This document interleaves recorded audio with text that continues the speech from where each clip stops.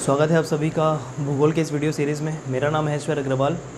भूगोल के इस वीडियो के अंतर्गत हम जनगणना 2011 के बारे में बात करने वाले हैं। इससे भी एक प्रश्न आपके कंपलसरली एग्ज़ाम में बनते हैं। ठीक है दोस्तों, तो चलिए शुरू करते हैं फिर। भारत की जनगणना जो हुई थी पिछली बार वो 2011 को हुई थी। तो ध्यान रखेंगे कौन से क्रम की ये जनगणना थी भारत में। 15वीं जनगणना थी ये भारत में। सबसे पहले आपको ये ध्यान रखना है कि 2011 वाली जो जनगणना है वो 15वीं जनगणना थी भारत के अंतर्गत। ठीक है, तो भारत की जनगणना के बारे में कुछ कुछ महत्वपूर्ण बातें और उतनी ही बातें जितना आपको जानना आवश्यक है परीक्षा की दृष्टि से। ठीक है, एक प्रश्न आपको भूगोल से इससे भी आपको देखने को मिल सकते हैं एग्जाम में। ठीक है, चलिए फिर देखिए, भारत की जनगणना 2011 के हिसाब से जो भी डेटा है वो 2011 के हिसाब से ही है। ठीक है, जो भी रैंकिंग है शहरों की या राज्यों की 2011 जनगणना के हिसाब से ही है। वर्तमान में दिए गए आंकड़े कम ज़्यादा हो सकते हैं बिल्कुल। तो यह जो आंकड़े हैं या राज्यों का क्रम है यह 2011 जनगणना के अनुसार है और परीक्षा में भी 2011 जनगणना के अनुसार ही पूछा जाएगा और उसका आंसर भी 2011 जनगणना के हिसाब से ही लिया जाएगा। इतनी बातें क्लियर है। ठीक है, वर्तमान में बिल्कुल आंकड़े चेंज हो गए होंगे, काफ़ी ज़्यादा चेंज हो गए होंगे। ठीक है, लेकिन हमको 2011 जनगणना के हिसाब से ही करना है और तब तक हमको ये करना होगा जब तक कि अगली जनगणना ना हो जाए। ठीक है, तो इस बात का ध्यान रखेंगे।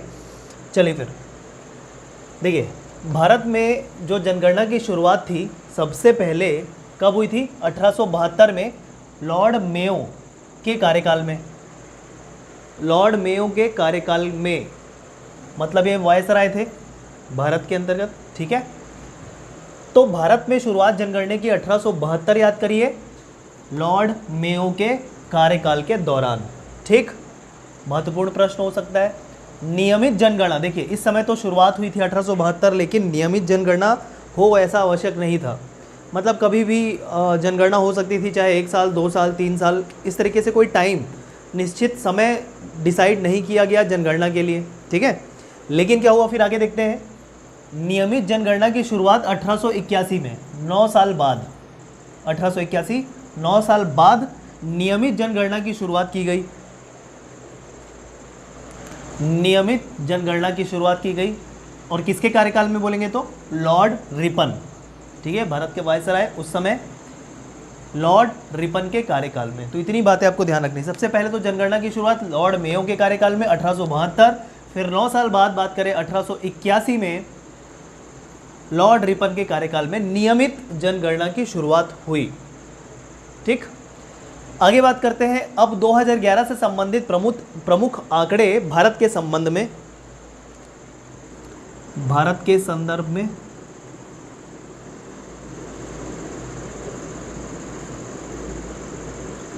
मतलब 2011 से संबंधित जो जनगणना है उसके संबंध में प्रमुख जो आंकड़े हैं भारत के संदर्भ में उसको हमको देखना है। जैसे देखिए, बारी बारी से मैं बताता जाता हूँ, आपको नोट करते जाना है एक पेज में, जैसा भी आप नोट कर रहे होंगे जिसमें भी, जिस मीडियम में भी। उसके बाद परीक्षा से पहले रिवाइज करना ना भूलें इसको। ठीक है, चलिए देखिए, सबसे पहले आप बात करें 2011 से संबंधित प्रमुख आंकड़ों में, तो भारत की जनसंख्या के बारे में आपको जानकारी होनी चाहिए कि 2011 में कितनी थी जनगणना के अनुसार। ठीक है, तो 1 अरब 21 करोड़।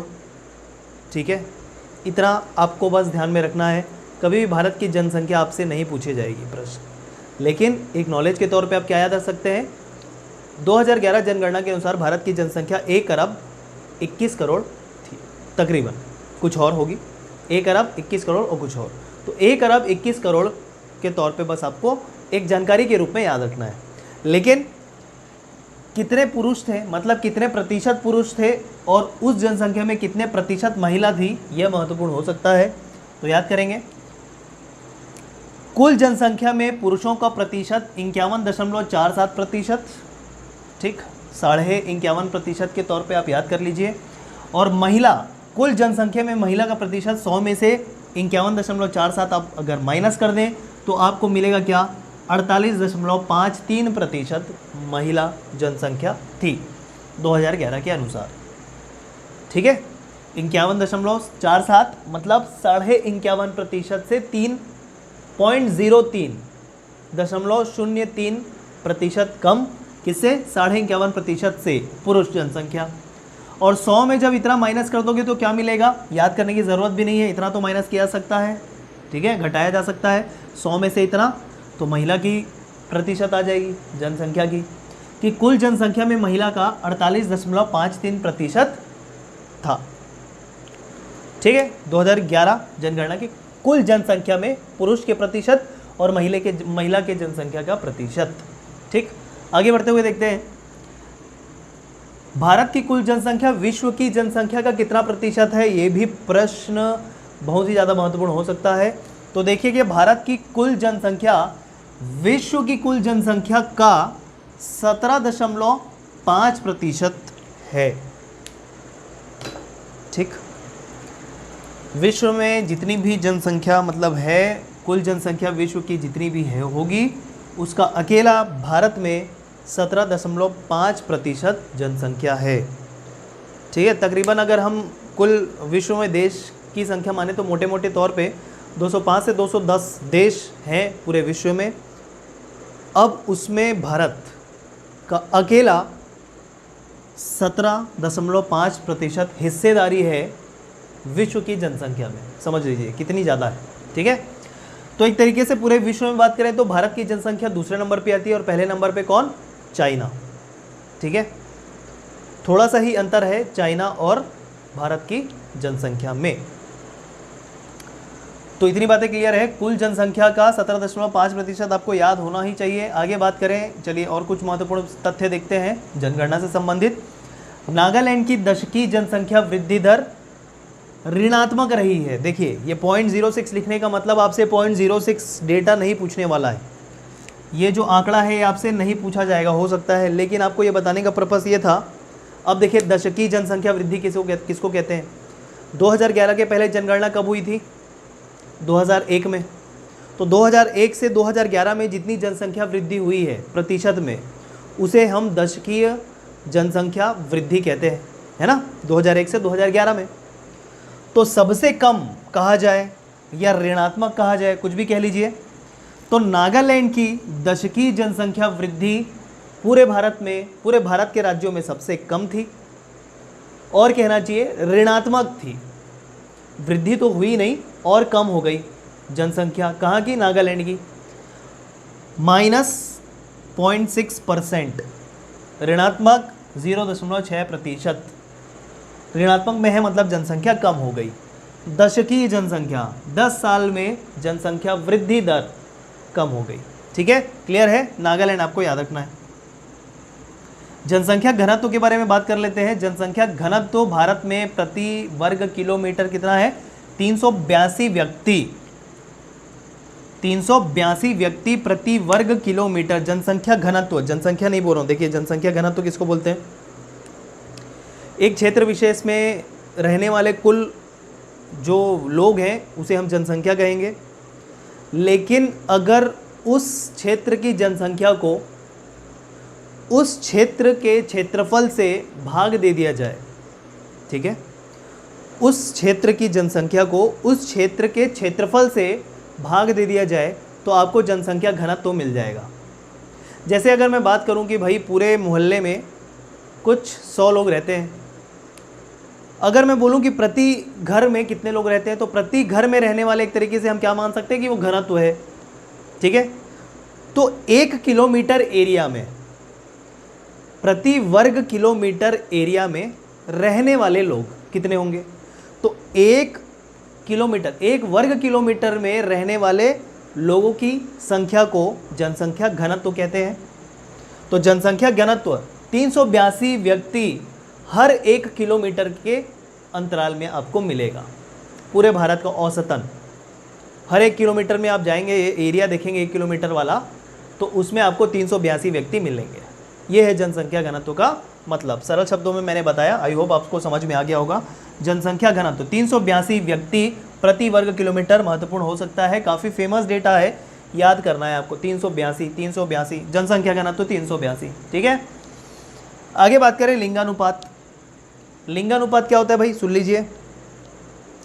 लिंगानुपात मतलब स्त्रियों की संख्या को भाग दे देंगे पुरुषों की जनसंख्या से। स्त्रियों की जनसंख्या डिवाइड बाई पुरुषों की जनसंख्या गुणित 1000, ठीक है, गुणित 1000। यह हम अलग तौर पे कह सकते हैं कि प्रति 1000 पुरुष के पीछे, प्रति 1000 पुरुष के पीछे कितनी महिलाएं हैं। 1000 पुरुष को लेंगे तो उस 1000 पुरुष में कितनी महिलाएं हैं, उसको क्या बोलेंगे, लिंगानुपात या सेक्स रेशियो, ठीक है। चलिए, तो लिंगानुपात भारत में वर्तमान में कितना है, 943। 943 याद करते जाइए, साथ साथ महत्वपूर्ण होगा, ठीक है। ये डेटा आपको करना है, ये वाला, ये मना किया था मैंने, ये आपको करना है, ठीक है। और शिशु लिंगानुपात मतलब शिशु किस आयु वर्ग को रख रहे हैं, 0 से 6 वर्ष तक के बच्चों को शिशु हम कह रहे हैं। 0 से 6 वर्ष तक के बच्चों को शिशु कह रहे हैं। तो 0 से 6 वर्ष तक के बच्चों का लिंगानुपात जो है भारत में वो है 918, मतलब और भी कम हो गया है। भारत के लिंगानुपात से और भी कम है, शिशु लिंगानुपात 918 है, बच्चों का जो लिंगानुपात है, मतलब 0 से 6 वर्ष तक के पुरुष बच्चों में, ठीक है, कितने बच्चियां हैं, सीधी बात, ठीक है, 918 बालिकाएं हैं 1000 बालकों के पीछे, इस तरीके से आपको ध्यान में रखना। और इसमें 943 महिलाएं हैं 1000 पुरुष के पीछे। क्लियर ये लिंगानुपात। आगे बात करें, भारत में साक्षरता कितनी है। भारत की साक्षरता आपको याद रखनी है 73%। भारत की साक्षरता 73%। देखिए, ये काफ़ी सामान्य जानकारी मैं आपको दे रहा हूँ, जो परीक्षा की दृष्टि से महत्वपूर्ण तो है ही, और जहाँ तक आप परीक्षा की तैयारी कर रहे हैं या भारत के नागरिक होने के तौर पे भी आपको यह सामान्य जानकारी होनी चाहिए, ताकि कल के दिन में अगर कोई पूछे आपसे कि भारत की साक्षरता कितनी है, ठीक है, तो इतनी बातें तो आपको पता होनी चाहिए। लिंगानुपात पता होनी चाहिए, ठीक है, पॉपुलेशन जनसंख्या पता होनी चाहिए, जनसंख्या घनत्व, काफ़ी सामान्य जानकारियाँ हैं, ठीक है, कोई एकदम स्पेसिफिक हम सामान्य ज्ञान नहीं पढ़ रहे हैं, ठीक है ना। साक्षरता 73% भारत की। अब साक्षरता में किस आयु वर्ग को शामिल किया जाता है, तो ध्यान रखिएगा 7 वर्ष से अधिक आयु सीमा वाले लोगों को साक्षरता के अंतर्गत रखा जाता है। मतलब इसमें कौन सा वर्ग शामिल नहीं है, 0 से 7 वर्ष तक के जो बच्चे हैं उनको शामिल नहीं किया गया है, ठीक। उसके आगे आयु वर्ग, आने वाले आयु वर्ग को साक्षरता के अंतर्गत लिया गया था। 73% है। पुरुष साक्षरता के तौर पे याद रखें, देखिए आगे मैंने किया है, तो पुरुष साक्षरता 80.9%, मतलब 81% के तौर पे याद रख सकते हैं। और महिला साक्षरता होगा 64.6%, मतलब कुल महिलाओं में 64.6% महिला ही साक्षर है, और कुल पुरुषों में 80.9% पुरुष साक्षर है, ठीक है। ये हो गई साक्षरता। आगे बात करें, राज्यों में सबसे कम जनसंख्या किस राज्य की है, तो ध्यान रखेंगे सिक्किम। राज्यों में, कुल भारत के राज्य देखा जाए उसमें सबसे पहले सबसे ज़्यादा, माफ़ कीजिएगा, सबसे कम जनसंख्या जो है किस राज्य की है, सिक्किम। सबसे कम जनसंख्या सिक्किम। अब उसके बाद देखिए, उसके बाद सबसे कम किसकी है, मिज़ोरम। सबसे कम सिक्किम, उसके बाद सबसे कम मिज़ोरम, फिर उसके बाद सबसे कम अरुणाचल प्रदेश, फिर उसके बाद चौथे नंबर पे जो सबसे कम जनसंख्या है वो किस राज्य की है, गोवा की। तो एक प्रकार से कम जनसंख्या में ये मैंने ऑर्डर लिखा हुआ है, सबसे कम सिक्किम, उसके बाद कम मिज़ोरम, उसके बाद कम अरुणाचल प्रदेश, फिर चौथे नंबर पे जो सबसे कम जनसंख्या है वो गोवा की है। लेकिन आपको इतना याद नहीं रख के, अगर आप ये बस याद रख लें कि सबसे कम जनसंख्या किस राज्य की है, तो सबसे कम जनसंख्या सिक्किम की है। इतनी बातें हमने रिपीट कर दी है, बार बार रिपीट कर दी है, आपको याद हो गया होगा, आई होप, ठीक है। चलिए आगे बढ़ते हैं और बात करते हैं भारत के कुछ राज्यों या शहरों से संबंधित बातें जो परीक्षा में आए हुए हैं पहले भी। जैसे आपके परीक्षा में विगत वर्ष में इस प्रश्न को पूछा गया था, जिसमें क्या बोला गया था कि भारत की आधी जनसंख्या लगभग इन 5 राज्यों में निवास करती है, कौन सा राज्य इन 4 ऑप्शन में शामिल नहीं है। तो पहले तो आपको वो 5 राज्य पता होने चाहिए थे, फिर आप बता पाते कि वो 5 राज्य में कौन सा राज्य नहीं है जो ऑप्शन में दिया था, जो हमको सेलेक्ट करना था आंसर के तौर पे, है ना। तो देखिए, भारत के सर्वाधिक जनसंख्या वाले 5 राज्य कौन कौन से हैं। तो सबसे पहला आपको याद रखना है कि सर्वाधिक जनसंख्या वाला राज्य है उत्तर प्रदेश, 2011 जनगणना के अनुसार। दूसरे नंबर पे सबसे ज़्यादा जनसंख्या है महाराष्ट्र का, तीसरे नंबर पे है बिहार का, चौथे नंबर पे है पश्चिम बंगाल का और पांचवें नंबर पे है आंध्र प्रदेश का। ये आंध्र प्रदेश है, ध्यान रखें, अरुणाचल प्रदेश नहीं है, ये आंध्र प्रदेश है। यहां पर लिख देता हूं मैं आंध्र प्रदेश, ठीक है। याद करें एक बार फिर से, उत्तर प्रदेश पहला, दूसरा महाराष्ट्र, तीसरा बिहार, चौथा पश्चिम बंगाल और पांचवा आंध्र प्रदेश। तो इस प्रकार से अगर आपको 5 राज्यों के नाम पता है तो आप आसानी से बता सकते थे कि कौन सा राज्य इनमें शामिल नहीं है। और ऑप्शन में था केरल, तो आंसर क्या हो जाता? केरल, क्योंकि केरल यहाँ पर दिखाई नहीं दे रहा है, ठीक है। आगे बढ़ते हुए देखते हैं सर्वाधिक दशकीय वृद्धि किस राज्य में सर्वाधिक हुई है, उसका क्रम। दशकीय वृद्धि जैसे कि मैंने आपको बताया है क्या होती है। सर्वाधिक दशकीय वृद्धि जो हुई है, प्रतिशत, ध्यान रखिए प्रतिशत के तौर पे होता है कभी भी। दशकीय वृद्धि देखते हैं हम किस में देखते हैं? प्रतिशत में। तो सबसे ज़्यादा प्रतिशत वृद्धि हुई है मेघालय की, मेघालय राज्य की। दूसरे नंबर पे अरुणाचल प्रदेश और तीसरे नंबर पे जो जनसंख्या वृद्धि हुई है, दशकीय जनसंख्या वृद्धि हुई है, वो बिहार में। तो सबसे पहले आपको एक ही नाम याद कर सकते हैं आप, क्या? मेघालय। देखिए ये अलग बात है, 5 राज्य सबसे ज़्यादा जनसंख्या वाले, अलग बात है, लेकिन इसके बाद जितनी भी चीज़ें पूछा जाएगा उसमें 1, 2 या 3 ज़्यादा से ज़्यादा आपको नाम याद रखना है, एकदम 5 के 5 याद नहीं रखना है। तो सर्वाधिक दशकीय वृद्धि मेघालय, अरुणाचल प्रदेश और तीसरा बिहार प्रतिशत में। अब सर्वाधिक जनसंख्या घनत्व, जैसे कि मैंने बता दिया क्या है जनसंख्या घनत्व। सर्वाधिक जनसंख्या घनत्व वाला राज्य है बिहार। महत्वपूर्ण हो सकता है प्रश्न। देखिए सर्वाधिक जनसंख्या वाला राज्य उत्तर प्रदेश, लेकिन सर्वाधिक जनसंख्या घनत्व वाला बिहार। मतलब रीज़न क्या है? बिहार की जनसंख्या उत्तर प्रदेश से कम है, लेकिन क्षेत्रफल में बात करें तो बिहार उत्तर प्रदेश से छोटा है, और इस वजह से जनसंख्या घनत्व जो है बिहार की ज़्यादा आ गई। सीधी सी बात है ना। तो सर्वाधिक जनसंख्या घनत्व किसकी? बिहार की। दूसरे नंबर पे पश्चिम बंगाल, तीसरा केरल आ गया यहाँ पर देखिए, चौथा उत्तर प्रदेश, चौथे नंबर पे उत्तर प्रदेश जिसकी सबसे ज़्यादा जनसंख्या है, जनसंख्या घनत्व में वो चौथे नंबर पे है, और पांचवा हरियाणा, ठीक है। तो एक तरीके से 1, 2, 3 नाम याद कर सकते हैं, सफिशिएंट होगा।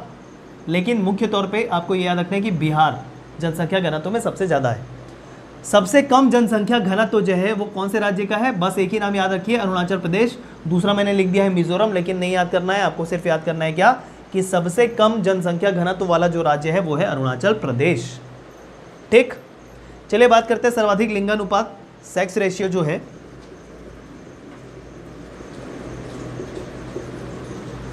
डेफिनेशन मैंने बता रखा है। सर्वाधिक लिंगानुपात सबसे ज़्यादा है केरल में। तो देखिए सर्वाधिक जनसंख्या का होना, सर्वाधिक जनसंख्या घनत्व का होना, सर्वाधिक दशकीय जनसंख्या वृद्धि का होना, एक तरीके से भारत के विकास में ये अड़चने हैं।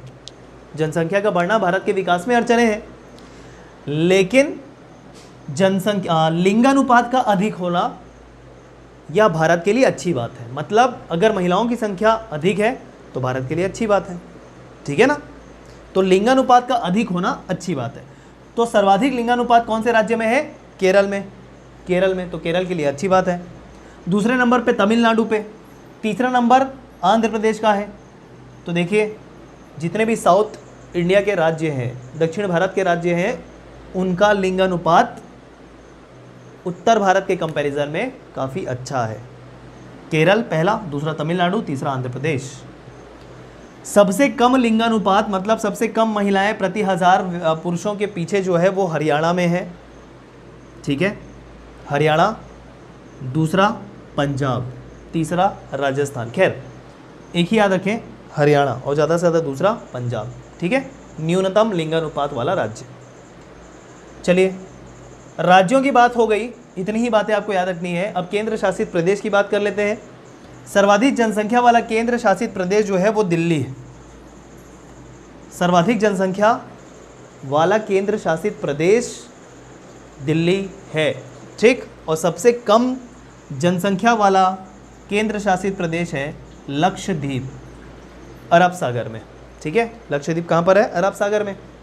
तो सबसे अधिक जनसंख्या वाला केंद्र शासित प्रदेश दिल्ली, सबसे कम जनसंख्या वाला केंद्र शासित प्रदेश लक्षद्वीप। अब राज्य की बात हो गई, केंद्र शासित प्रदेश, केंद्र शासित प्रदेश में बस इतना ही याद रखना है। सर्वाधिक जनसंख्या वाला शहर आप ध्यान रख लीजिए, सर्वाधिक जनसंख्या वाला शहर मुंबई है, ठीक है, मुंबई है। दूसरे नंबर पे कौन आएगा? देश की राजधानी दिल्ली। तीसरे नंबर पे आएगा बेंगलोर। चौथे नंबर पे आएगा हैदराबाद और पांचवें नंबर पे आएगा अहमदाबाद। ध्यान रखें, पहला मुंबई, दिल्ली, बेंगलोर, फिर हैदराबाद, फिर अहमदाबाद। ये हैं top 5 most polluted cities of India, ठीक है, शहर। तो जितनी बातें मैंने जनगणना में आपको अभी बताई है, बस इतना ही कीजिएगा, इससे अधिक करने की आवश्यकता नहीं है। इससे प्रश्न, एक ही प्रश्न आएंगे अगर आएंगे तो, और इतने में आपसे प्रश्न बन जाना चाहिए, ठीक है दोस्तों।